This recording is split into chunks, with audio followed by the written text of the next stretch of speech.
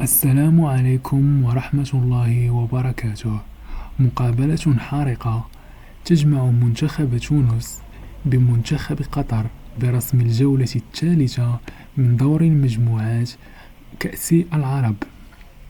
ويذكر أن المنتخب التونسي هو وصيف بطل النسخة الفارطة، بينما يستغل المنتخب القطري عامل الأرض والجمهور في هذه المقابلة ليحصل على انتصار يقربه من العبور للدور القادم.